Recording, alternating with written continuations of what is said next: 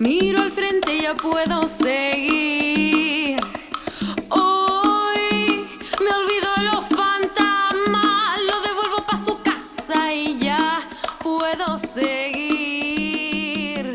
Ya, yo ya me decidí. El 12 de marzo, la Organización Mundial de la Salud declaró que el COVID-19 se había transformado en una pandemia.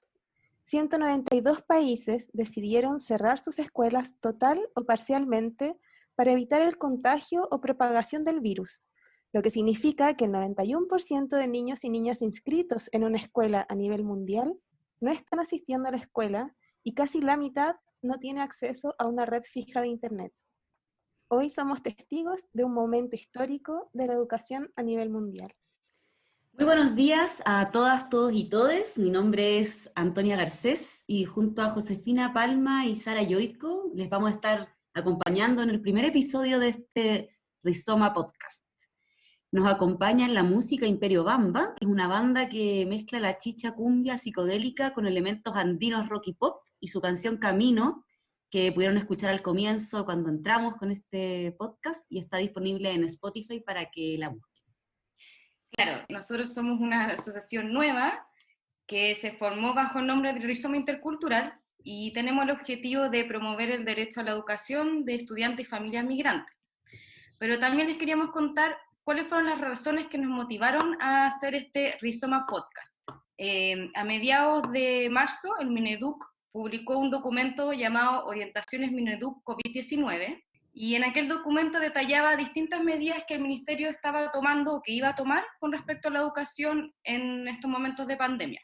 Nosotras, como Rizoma Intercultural, decidimos tomar esas orientaciones y llevarlas a la familia en un formato más familiar, de preguntas y respuestas, que compartimos en nuestras redes sociales con el nombre Educación durante la cuarentena. Si ustedes quieren lo pueden mirar y bajar desde nuestro Instagram, @rizoma.intercultural, o nuestro Facebook, Rizoma Intercultural. Sí, pues ese material, bueno, tuvo una muy buena acogida por parte de las comunidades, pero abrió también una serie de reflexiones y preguntas, ¿ya? Por ejemplo, que tenían que ver con cómo estas orientaciones realmente se aplicaban o no en la realidad. ¿Qué medidas estaban tomando las escuelas? Si era posible realmente hacer educación online cuando la mitad de los hogares en Chile no cuenta con una buena conexión. Otras preguntas, por ejemplo, ¿los niños, niñas y adolescentes migrantes estaban recibiendo realmente la alimentación escolar que se prometía? Entonces, bueno, frente a estas preguntas y otras muchas más, quisimos realizar este espacio de conversación y preguntarle a los protagonistas directos de la educación, a quienes están en terreno y quienes están viviendo día a día los desafíos que enfrenta la educación durante estos tiempos de pandemia. Así es. Entonces, sin más, y para aprovechar el tiempo, vamos a presentarles a nuestros comentaristas invitados del día de hoy. Ellos son, por una parte, Ricardo Bravo, profesor del Liceo Confederación Suiza, y que actualmente está trabajando en la formalización del área de desarrollo personal, y además es miembro activo y ex coordinador de la Mesa por una Educación Intercultural, espacio en el que además como Rizoma participamos íntegramente. Así que muchas gracias por estar aquí, aunque sea de esta manera virtual. Muchas gracias también por la invitación y les mando un saludo a todos y a todas. Súper. Y además nos acompaña Claudio Jiménez, que él es coordinador de formación y convivencia del Colegio San Alberto Hurtado de la comuna de Estación Central, a quien también queremos darle la bienvenida y agradecerle que esté aquí con nosotras. Gracias por la invitación y qué bueno generar este tipo de espacios de diálogo. Bueno, y sin más, vamos a empezar acá con las primeras preguntas. Lo primero que queríamos escucharles de ustedes es, a partir de la experiencia que tienen en las escuelas, es cuáles consideran que han sido los principales problemas en educación que han surgido en medio de la pandemia y cómo en sus escuelas participan familias migrantes, saber si han podido ver algunos problemas que afectan particularmente o con más fuerza a esta comunidad. Tal vez podríamos partir contigo, Ricardo. Bueno, sí. Sí, la verdad es que, claro, ha sido un tiempo bien complejo y difícil a la vez. Entonces, yo creo que las grandes problemáticas han ido precisamente primero por la distancia, porque afecta el vínculo.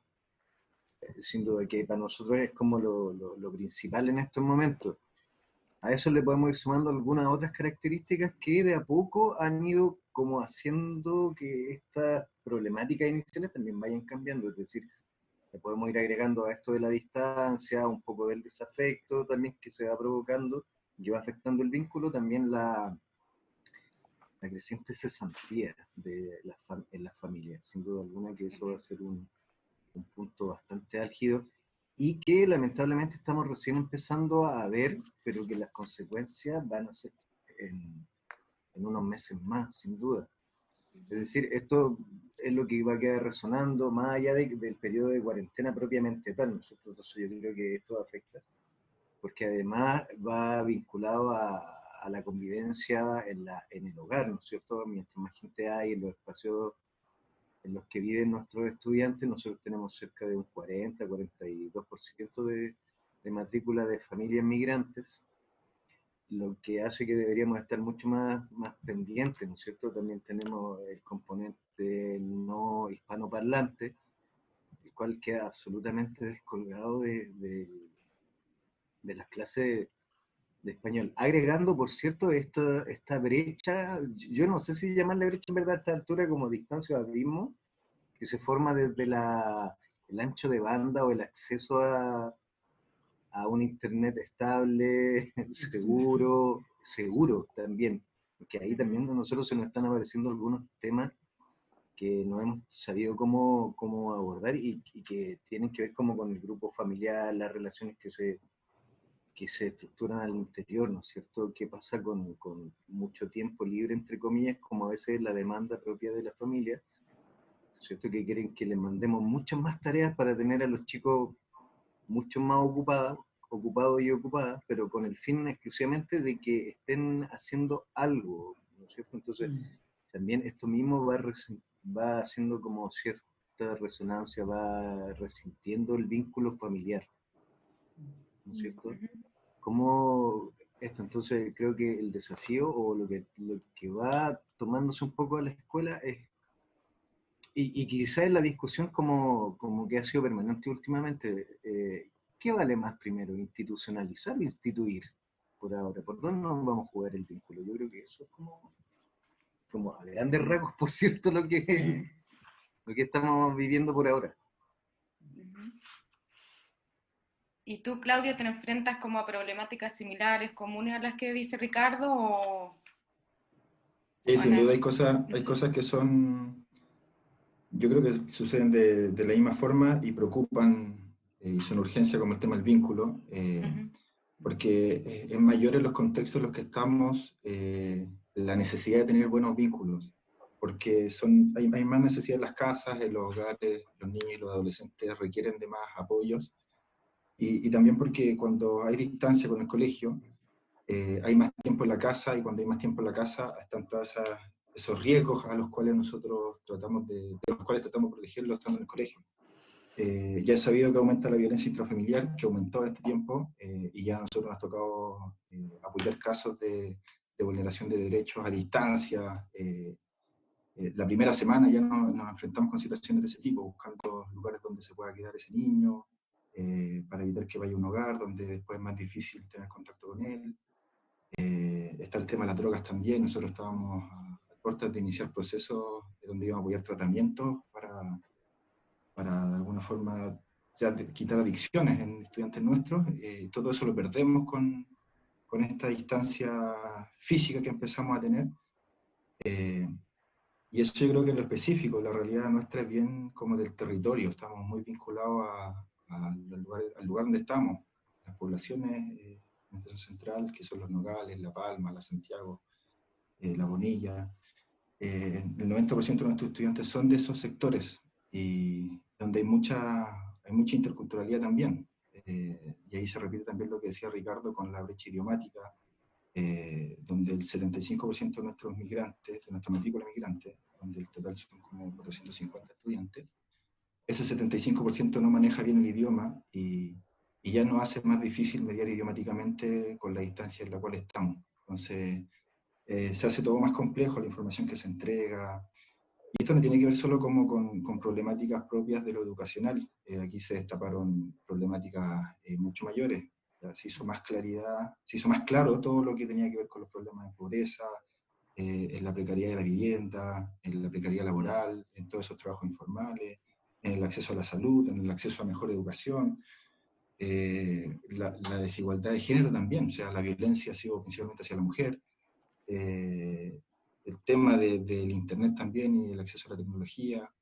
Todas esas cosas ya existían y esto se magnifica con este periodo de pandemia, donde ya llevamos, no sé, 50 y tantos días a distancia, y algunos pueden avanzar con mejores condiciones mientras nuestros estudiantes están ahí y nosotros estamos tratando de disminuir el daño, porque el daño ya está ocurriendo. Y estamos esperando que esto no se extienda mucho tiempo más.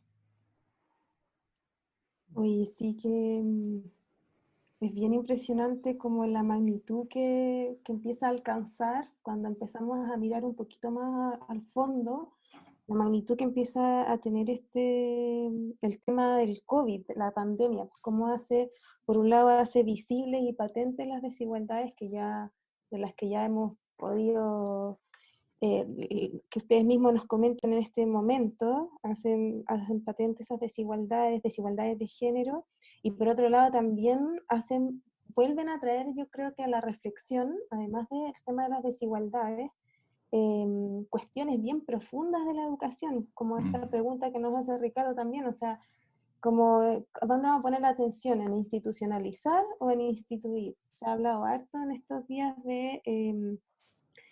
o sea, se ha puesto en cuestión también como la función de la escuela, de qué modelos educativos estamos siguiendo, los niños y niñas que están aprendiendo cosas nuevas en sus casas, por ejemplo, distintas a las que se enseñan en el colegio, como que se pone en cuestión, e incluso hay gente que dice como, bueno, hoy día lo virtual está superando lo presencial, incluso más después tal vez podemos hasta prescindir de los maestros, de los educadores, de la escuela misma, como que yo he escuchado mucha gente que hoy día está cuestionando lo presencial, y en esta conversación nos damos cuenta que la escuela, además de cumplir un rol educativo, cumple un rol como de apoyo transversal en todos los ámbitos de la vida de los niños y niñas que asisten a la escuela. Y en ese sentido, frente a esta cantidad de problemáticas y desafíos, cuéntenos un poquito, tal vez ahí podemos volver a partir con Ricardo para ir pimponeando, ¿cuáles han sido las estrategias que han llevado a cabo en torno a estas problemáticas? Desde la institución, si quieren responder, pueden responder de donde ustedes quieran, desde la institución escolar en la que ustedes trabajan, desde el establecimiento educativo, o desde la agencia de los estudiantes, de profesores y profesoras, de familias, madres, padres, apoderados que se han organizado. Cuéntenos un poquito qué estrategias han llevado a cabo. Sí, yo creo que esta cuestión, al menos para nosotros, se abrió un abanico de posibilidades también, pero a propósito de las urgencias que van apareciendo en el día a día. Entonces van desde la formalización de los espacios virtuales de aprendizaje, todo esto entre comillas, por cierto, es decir, mantener algún sitio, un Classroom, un Google Site, si alguien tiene alguna otra posibilidad de un sitio, ¿no es cierto?, desde aprender a ocupar Zoom para las reuniones entre los docentes, mantener cierta ritualidad, no tanto una normalidad, ¿no es cierto?, sino que ir más sobre lo cotidiano, más que sobre lo normal, ¿no es cierto? Eso por una parte, ¿no es cierto? Y desde ahí empezar a ver cómo van surgiendo todas estas otras temáticas que junto como en el espacio virtual de los links a YouTube también tiene que ver esta cuestión que es bien doméstica, que es como la guía impresa, pero ¿es la misma guía que nosotros queremos tener en clase con los estudiantes o debería tener alguna otra modificación?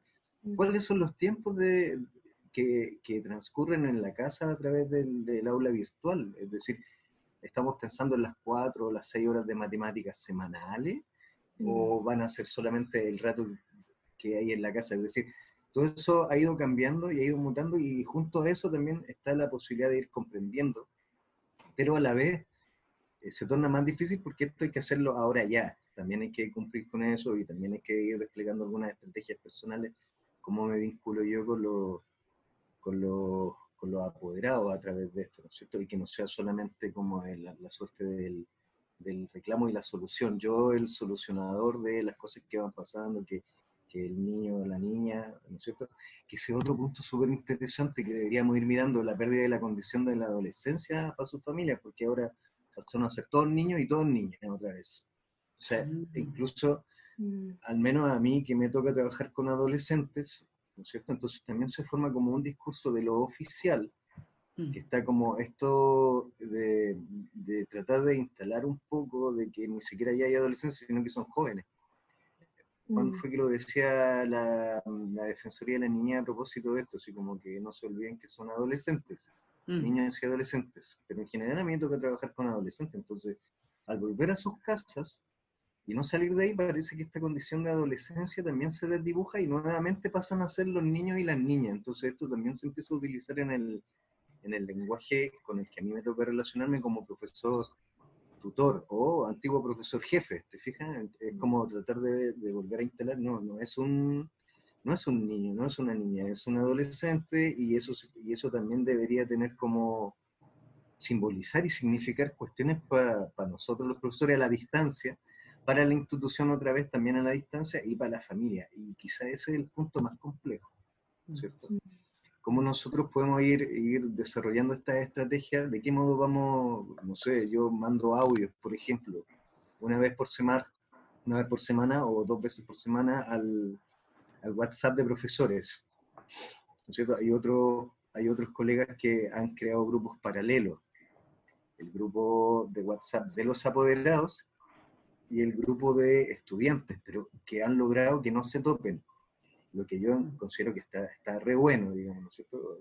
Es decir, porque van a obedecer a distintas dinámicas también. O sea, eso es interesante porque la idea es como salvaguardar un espacio que en lo cotidiano está, ¿no es cierto? Que no sepa siempre el papá lo que hace el chico o la chica en el liceo y tal, y cosas como eso. Entonces, esos son el tipo de estrategia. Yo creo que sobre todo hay que tratar de mantener el vínculo, los vínculos ahora del modo en que vaya saliendo un poco, con cierta improvisación, pero de algún modo también, y aquí es como lo que se nos está solicitando, el dar cuenta también de una gestión. Y eso ya está siendo un poco más complejo, ¿no es cierto? Con todo lo que nombraba Claudio, las características que nosotros tenemos, que nos aparecen en el día a día permanentemente, qué pasa también con la vuelta a las labores domésticas de nuestras estudiantes, ¿no es cierto? Sobre todo, ¿no es cierto? Y que no es menor, yo lo he ido viendo, es decir, por ahí uno escucha también que no, ahora estoy más encargada de la casa, entonces los libros al final, otra vez. Te fijas que van apareciendo como todas estas pequeñas como detalles, entre comillas, pero que son sin duda significativos y que marcan también un modo de hacer desde ahora en adelante. Yo creo que las estrategias van ocurriendo por ahora así como en el día a día. Quien tenga un plan de trabajo, que tenga como este plan de vuelo, por favor, que lo haga, que lo haga que llegar. Lo haga llegar, que lo comparta, por favor. Y yo creo que ahí Ricardo pone un tema como de harta complejidad para los trabajadores de la educación, como llegar a ese nivel de reflexión para levantar estrategias que sean efectivas en contextos de crisis como el que estamos, de acuerdo a las carencias que empiezan a aparecer. Yo creo que los colegios se están sacando la mugre hoy en día, la mayoría de los colegios que están en contextos de alta complejidad sociocultural.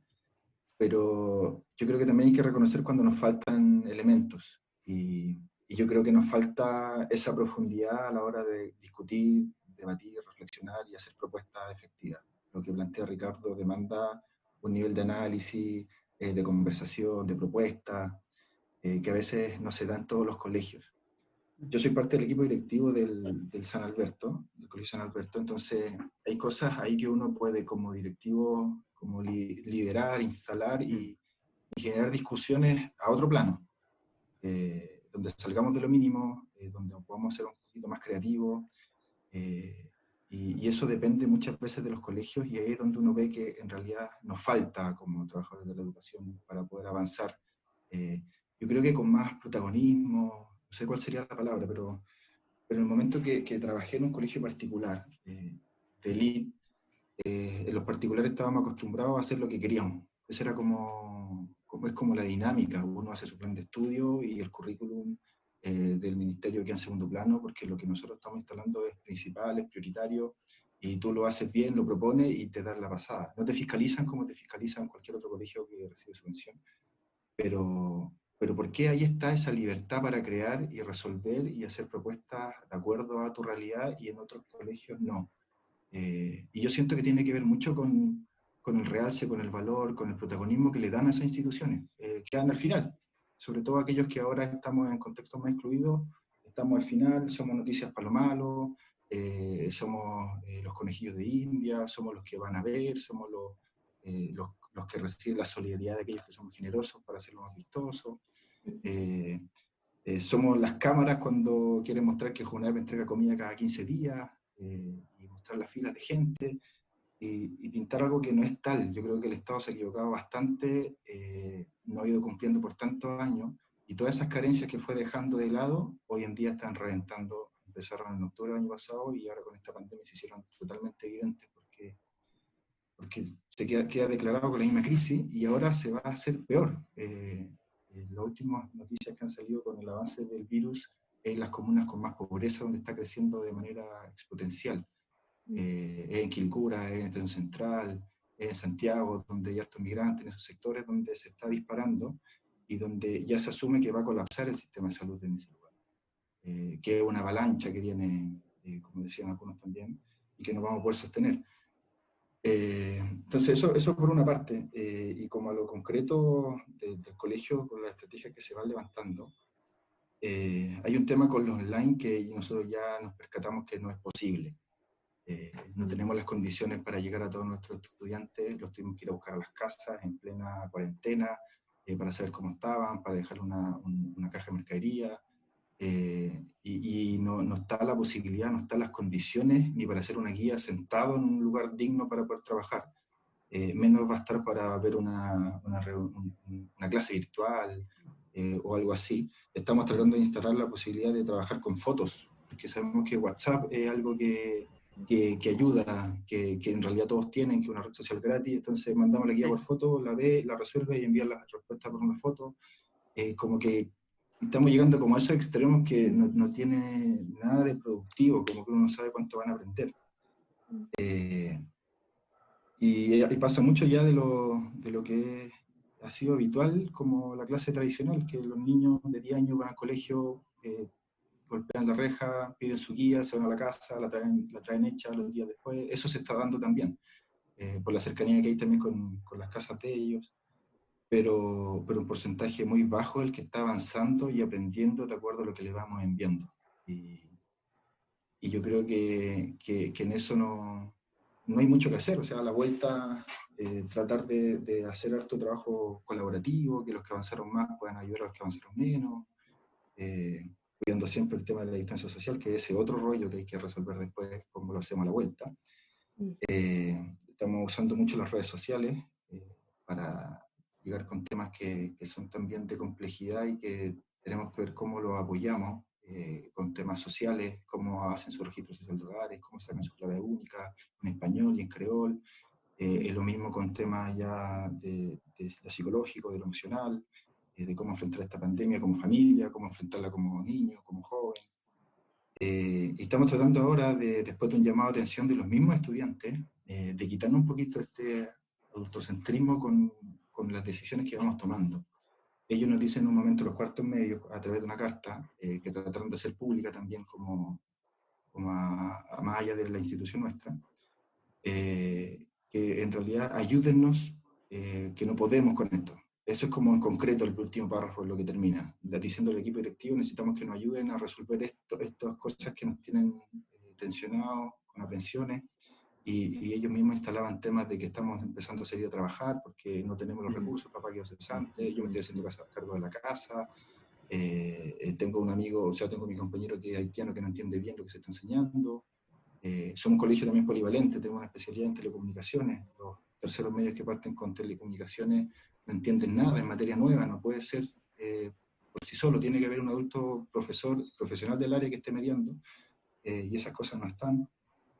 Entonces los vamos a involucrar más en las conversaciones, en las soluciones, en cómo retomar este periodo de clase. Y yo creo que eso a nivel macro no lo consideramos. Las decisiones lo toman los adultos y no sabemos cómo están sufriendo, cuántas tensiones tienen, cómo lo están pasando, si quieren volver o no a clase, si ven en sus familias las condiciones de volver o no. Yo creo que no lo hemos pensado y no sé si hay interés en preguntárselo. Y en lo último terminamos siempre llegando a lo mismo con el tema social. Ahora ya vamos por la segunda campaña social que hacemos, la gente está más sensible, la que puede colaborar y colabora harto, y en poco tiempo hemos juntado hartos recursos.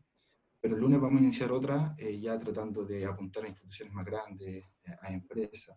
Pero volvemos a lo mismo, lo que no logra cubrir el Estado, lo terminamos cubriendo con bingos, como otra caricatura. Entonces no creo que sea la forma, no creo que sea digno para nuestros estudiantes, para nuestras familias, y esto no se puede seguir extendiendo de esta manera. O sea, si esto se acaba, la tarea que viene es prevenir situaciones de este tipo en una próxima crisis. No puede ser que nos llegue la crisis para darnos cuenta de qué tan mal estamos y empiece a morir gente por todas las carencias que tenemos a nivel de salud y de otros factores. Oye, súper interesante, creo que ponen como no sé cómo decirlo, un mar de complejidades, pero y comparto mucho con Claudio esta idea de que, claro, que al final estamos viendo cosas que ya sabíamos que estaban, ¿cierto? O sea, como que hay ciertas condiciones que existen y que con situaciones de riesgo como en la que estamos se ven más, por decir así, ¿cierto? Me quedaba pensando que me parece súper interesante, creo que hay estrategias, ¿cierto? O sea, en medio de todo esto puede encontrarse con reflexiones interesantes respecto del adultocentrismo que plantean, respecto de, al final yo creo que esta pandemia es también reflejo un poco de lo que pasó en octubre, ¿cierto? Como esta idea que nos han vendido de alguna manera de este oasis latinoamericano, y que al final no es tal, y se demostró en octubre y hoy día se vuelve a demostrar. Creo que todo el tema de Internet, por ejemplo, es como súper claro en dar cuenta de esa brecha, de cuánta gente en verdad ocupa su celular para tener Internet, pero no tiene una banda ancha móvil fija en su casa, no hay 4 computadores para que cada uno esté en su sector, ¿cierto? Haciendo, el papá y la mamá trabajando, los demás haciendo tareas, y ese mundo es de una ficción como absoluta, ¿cierto? Relevan también los temas de género, que ahí quería porque nos quedan unos minutitos, preguntarles un poquito más cómo lo han visto, y también el tema de la barrera idiomática, que creo que es un desafío que al parecer están varias escuelas como enfrentando, y quería saber si se les, por lo que le entiendo a Claudio, de alguna manera estamos como volviendo a los dispositivos, entre comillas, antiguos, ¿cierto? Yo creo que yo he estado intencionando a gente que nos mandemos cartas con papel, de nuevo, como volver o sea, como que está bien, hay que dar este salto tecnológico, pero también hay cosas de base que podemos como ocupar, ¿cierto? Pero quería saber un poco si tenían algunas iniciativas en esos 2 campos, como el tema de género y el tema de barrera idiomática, o sea, de cómo lo hacemos con la población que no habla español. Ricardo, si quieres partir. Ya, sí, la verdad es que nosotros en eso estamos como bien incipientes, y como definir una estrategia, estamos viendo solamente qué podría suceder o con qué nos podríamos vincular para desarrollar algunos cursos de español online, tipo Zoom, ¿te fijáis? O poder como ir como intercambiando audios vía WhatsApp. que nuevamente pasa a ser como esto del acceso libre, ¿no es cierto?, que tienen los teléfonos celulares. ¿No es cierto? Si es que llegamos a ver de que se mantiene el mismo número de teléfono también, es decir, se fija que también esto va cambiando, entonces Claro. en ese sentido está súper complejo poder como desarrollar algo, y nosotros estamos recién viéndolo, y también en el ámbito del género, ¿no es cierto? No solamente como por ponerlo en esto de la violencia o del maltrato físico, sino que también estas otras que empiezan a aparecer, ¿no es cierto? Y que nosotros, de verdad que por ahora tratamos de hacerlo como desde el vínculo más directo, que mantener la conversación, ir indagando en la familia, también desde este teletrabajo, ¿no es cierto? Más o menos eso es lo que nosotros hemos estado como desarrollando hasta ahora, y viendo qué podemos hacer para adelante, es decir, hasta dónde podemos llegar, cuáles son los límites como para seguir en esto de institucionalizar. Yo creo que por ahora nosotros estamos solamente en eso. Sí, por nuestra parte yo creo que no hay algo claro tampoco como en esos dos ámbitos, como una estrategia apuntando hacia ese foco o a esa problemática. Pero sí hay acciones que han ido ayudando, porque temas de desigualdad de género también responden a problemas mayores, de dinámicas que se dan en la casa muchas veces, cuestiones culturales que vienen arrastrándose hace tiempo. Entonces ahí está a disposición el apoyo de las psicólogas, que ha sido clave por lo menos en nuestro colegio. Ellas no detuvieron su trabajo, sino que ahora el acompañamiento sigue existiendo hacia estas familias con más problemáticas, hacia estos estudiantes que tenían más necesidades, no conversando necesariamente con los estudiantes, sino que conteniendo a la familia, hablando con los papás. Porque sabemos que ese estudiante que está con muchas dificultades es reflejo también de una familia con muchas dificultades. Y es ahí donde las psicólogas han ayudado muchísimo, y eso esperamos que esté ayudando a disminuir la violencia intrafamiliar. Estamos esperando que ayude la contención, y esto haga más manejable la crisis para esa familia. Pero no hay nada claro como hacia la figura de la mujer. Yo creo que se sigue dando una dinámica desigual en la casa. La mujer está haciendo 1000 cosas al mismo tiempo y el hombre no tanto. Y eso lo ven también los hijos. Cuando me topé con niñas, alumnas en la población, también venía desde ahí: estoy ayudando en la casa, estoy yo cocinando, estoy yo haciendo otras cosas, cosas que el hermano no está haciendo. Entonces se van reproduciendo también esas figuras. Pero yo creo que ha sido clave ese apoyo de las psicólogas y de las trabajadoras sociales también, que están a disposición también de una forma más remota.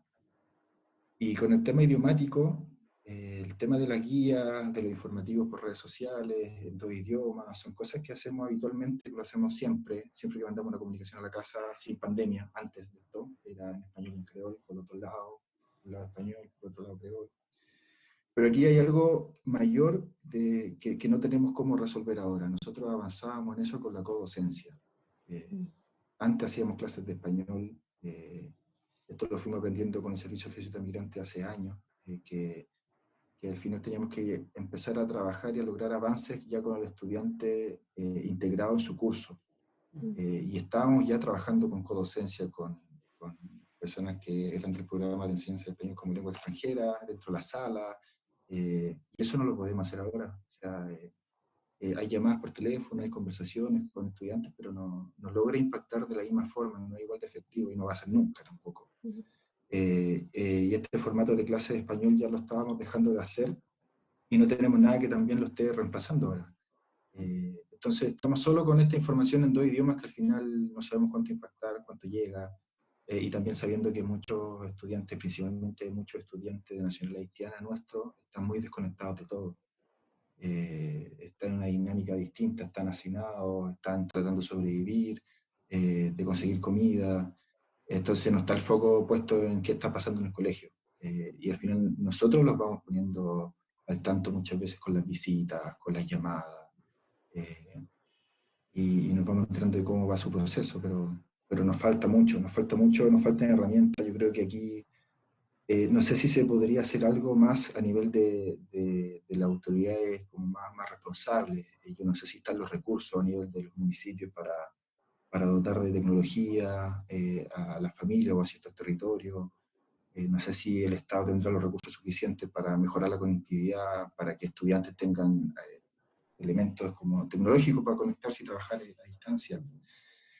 Eso tampoco lo sé, entonces no sé cuánto más podríamos avanzar o cuánto podemos esperar para que esto sea mejor en estas condiciones.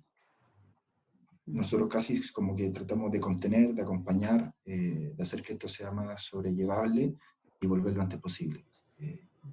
Como que esperanza en que estén aprendiendo, no hay mucha. Están aprendiendo muchas otras cosas, pero no lo que tiene que ver con el currículum escolar. Oye, en esa misma línea, para quizás ir cerrando, pero con qué, creo que ahí ya hay como Claudio nos deja una especie, un llamado, ¿cierto? Yo creo que hoy día no podemos quedar como atrapados en soluciones individuales o soluciones como tan... entonces quizás esa como es la última pregunta, ¿no? Como con qué reflexión se quedan, si les queda como algo que agregar o si les parece necesario hacer un llamado a alguien, a alguna institución, a las familias, no sé, a lo que les nazca. Pero eso, como unos minutitos para ver con qué se quedan. Ricardo.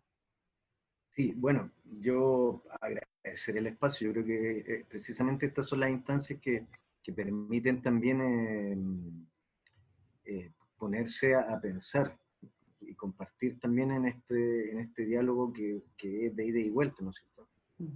Yo me quedo con la sensación de que, si bien es cierto, estamos en un momento súper crítico, la Organización Mundial de la Salud no ha perdido el tiempo diciendo que esto es un momento de desastres.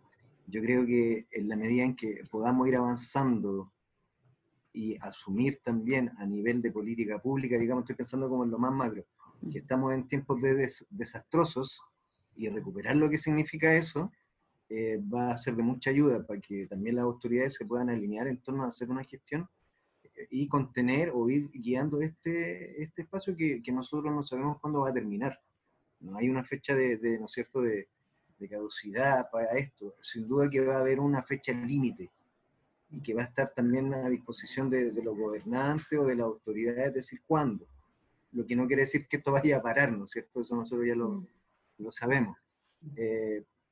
Y también creo que quizá hay una oportunidad para ir sobre esto del instituir, ¿no es cierto? Yo creo que también ahí hay algo que Claudio decía también, nos toca a la escuela también empezar a pensarnos y a recuperar esto también, ¿no es cierto?, de instituir y no de tanto institucionalizar.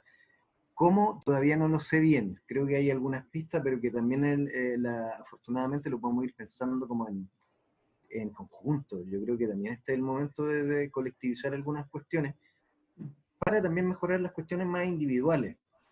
Además, yo me quedo con eso y creo que hay que estar por ahora. En el vínculo hay que estar, ¿verdad? Por mucha distancia que tengan los estudiantes, por muchos obstáculos que nosotros tengamos, de algún modo nos la estamos ingeniando, y como decíamos un poco el Claudio, o sea, no hemos sacado la mugre, es verdad, y ser así por un rato, eso también hay que asumirlo. Hay que ver cómo lo vamos a ir haciendo, cómo también en este trayecto nos vamos a ir cuidando nosotros mismos, ¿no es cierto? Y estar. Yo creo que hay que aprender también a cómo estar de una manera cuidadosa. Yo me quedo con eso por ahora, ¿no es cierto? Creo que eso. Sí, coincido con Ricardo en agradecer el espacio que generan ustedes también, y también agradecer a Ricardo, y escucharlo también me ayuda mucho a ir orientando también la mirada que uno va afinando en esto, que va cambiando constantemente. Aparece uno que otro problema después, pero siempre ayuda la conversación que orienta un poquito más la brújula. Aquí hay tres cosas que me interesa como para cerrar. La primera es que hay una realidad que se desconoce. Pese a que siempre hablamos de que hace unos meses de que Chile despertó, yo creo que se sigue desconociendo mucho. Porque el Chile que despertó, mucho de ese Chile que despertó vivía en buenas condiciones igual. Y no tenía idea de lo que pasaba dentro de un CITES. Ahí me llamaba la atención tanto que se habló del CITES Estación Central, donde aparecieron 30 casos. Los CITES siempre han existido, es como que recién nos enteramos. Hace 20 años se quemaban CITES en Estación Central de peruanos porque no queríamos a los peruanos. Entonces, el problema ha estado hace años. Y eso en distintas cosas, yo creo que se desconoce y se ve que Junaed cada 15 días entrega alimentación para una persona, que es al que salió beneficiado, porque muchos no han hecho su registro social de hogares y no reciben tampoco ese beneficio, como no reciben los bonos y un montón de otras cosas. Y que no alcanza porque muchos están con trabajos informales, y ahora nos dimos cuenta de que muchos reciben el dinero al día, con lo que hacían el día en la feria, en el trabajo ambulante, en comercios varios. En nuestro colegio intuimos que el 80% recibe ese dinero al día. Estamos tratando de sacar el dato en los próximos días para tenerlo con más claridad, porque también nos sorprendimos. Pensábamos que había más estabilidad laboral, pero no, era muy poca. En lo segundo, yo creo que hay un tema de sistema, de lo estructural a nivel más macro, que no está resultando. Que todo el mundo puso la alarma en octubre y ahora se hizo más que evidente. Y hay que cambiarlo, hay que transformarlo, y eso solo va a resultar si vamos instalando problemas públicos como organizaciones, como distintas organizaciones. Por eso agradezco tanto este espacio, porque esto ayuda también a ir generando e instalando problemáticas que empiezan a ser visibles, y eso genera después que empiezan a aparecer políticas públicas para generar cambio. Y eso hace falta porque en lo estructural hay que hacer cambios profundos. Y lo último, como hacia las familias, nosotros lo hacemos harto en el colegio como en las redes sociales, como tratar de mantener la esperanza de la gente. Podemos caer fácil en el desazón y empezar a hundirnos más, y necesitamos como levantarnos, mantener la esperanza arriba, y aprender, yo creo, también de la comunidad que somos. En esto nos enriquece mucho el migrante, la persona que viene afuera, que viene a aportar, que viene a sumar, y además la gente que ha llegado últimamente, hablando de haitianos, de venezolanos, del latinoamericano que ha llegado, tiene esa riqueza que nosotros hemos perdido, que tiene que ver con lo comunitario. Donde hay más hermandad, donde hay más trato fraterno, donde somos hermanos, donde nos protegemos, nos cuidamos, y en un Chile que está muy individualista. Entonces hay que aprender de eso también, de esa actitud, que es lo que nos va a ayudar también a seguir adelante con esta crisis. Eso, muchas gracias por el espacio. No, gracias a ustedes. Creo que nos quedamos totalmente con las últimas palabras que decías, Claudio. Yo creo que la idea de tener este espacio como de conversación y de reflexión es que el distanciamiento como físico, entre comillas, al que nos estamos teniendo que someter, no nos vuelva como a atomizar, ¿cierto? A transformar como anistas solitarias, cada una por su lado, resolviendo sus problemas solos, así como, sino que existan estos espacios como de intercambio, de reflexión, y desde un enfoque intercultural, porque creo que es como el cierre al que nos invita, ¿cierto? Como a esta posibilidad de intercambio, de fraternidad, de hermandad, y que seguimos aquí, pues, como entregarles todo nuestro apoyo desde lo que nosotras somos, toda nuestra también, o sea, todos nuestros como recursos, lo que nosotras sabemos hacer, ¿tá? Como que está súper a disposición de lo que ustedes necesiten hoy día. No sé si Josefina o Sara quieren decir algo antes de cerrar. No, yo la verdad es que le quería agradecer un montón la conversación. Ha sido súper interesante escucharlo, y era justamente esto el objetivo de hacer Rizoma Podcast, que era un poco, estábamos leyendo todo lo que salía en el ministerio, y como dice la José, como que hubo mucha reflexión en torno a las medidas, pero la verdad es que hay un distanciamiento abismante dentro de lo que son unas medidas de una institución totalmente alejada de la realidad, y que en estos espacios podemos conversar y llevar a la mesa, y sobre todo pensar en el colectivo qué se puede hacer en el futuro. Así que muchas gracias, Ricardo y Claudio, por estar un sábado a las 12 en este programa. Gracias a ustedes. No, José. Sí, nada, sumarme a los agradecimientos. Y bueno, como invitar también a quienes nos van a escuchar a difundir este podcast, ustedes en sus comunidades educativas también, porque creemos que esto lo tenemos que hacer participativo, tenemos que escuchar las voces de quienes están hoy día en las escuelas. Esperamos tener invitados invitadas, estudiantes, profesores, directivos, desde el ámbito de la gestión de la educación, de la investigación. Así que eso, como dejarlos invitados para difundirnos, seguir escuchándonos y seguir conversando. Muchas gracias. Muchas gracias. Nos vemos en una próxima Gracias. edición de Rizoma Podcast.